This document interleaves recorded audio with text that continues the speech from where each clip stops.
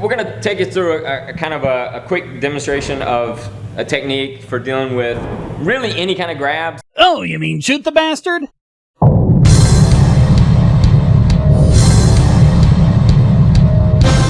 One of the techniques that I saw that drove me absolutely crazy, and I want to address it, and I don't normally do this, but I want to, was a grab from here. And I'm gonna have Amber demonstrate what I saw.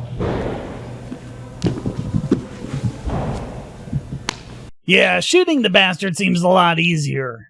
Now, there's all kinds of problems with this. I think we can all see the problem, so we'll skip his explanation. Suffice it to say, I agree with him that this is a bad idea.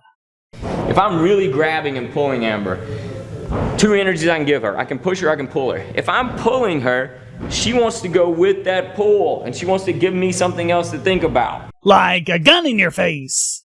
Okay, so she's gonna look to light me up. She's gonna look to hit me. She's looking to shift that predator-prey kind of paradigm as quickly as possible. I grab, I pull, I've got good control here. She needs to burst in. If I'm moving at an 8, she's moving at a 15. She needs to pull out a gun and shoot the bastard. See, I see this as being almost as problematic as the first one he demonstrated. What if she's elderly? What if she was injured in a traffic accident or something and doesn't have full range of motion? What if he's just that much stronger than she is?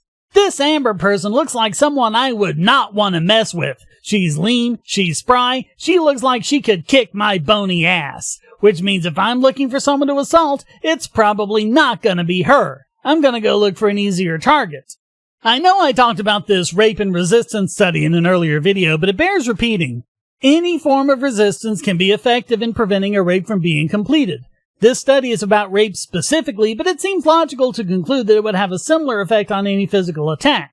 And in fact, the study itself says that that's the case with some other attacks like robbery. But the thing is, different methods of resistance had different outcomes, both in the chance of stopping the rape and the chance of the victim being injured. Threatening or arguing with the offender was least effective, as you might guess. It resulted in 30.5% of rapes being completed and 57.6% of victims being injured. But hand-to-hand resistance wasn't all that effective either. For weaponless physical force, 29.3% were completed and 56.9% were injured. They're both within 1 or 2% of just arguing with the offender. By far, the best way of stopping a rape is with a weapon, knives and guns being the most effective. In fact, this study calculated both at nearly 0%. But with the knife, 69.4% of victims were injured compared with 0.0% for guns. That's right, in no case was someone injured when defending themselves with a firearm. And we also know from other studies that almost always it's sufficient to merely brandish the firearm, and that stops the attacker in his tracks. Usually the gun doesn't even have to be fired. So even though I was joking earlier about shooting him in the face, in fact it rarely comes to that. So if someone's attacking you, physically resisting without a weapon is marginally better than just trying to talk them out of it.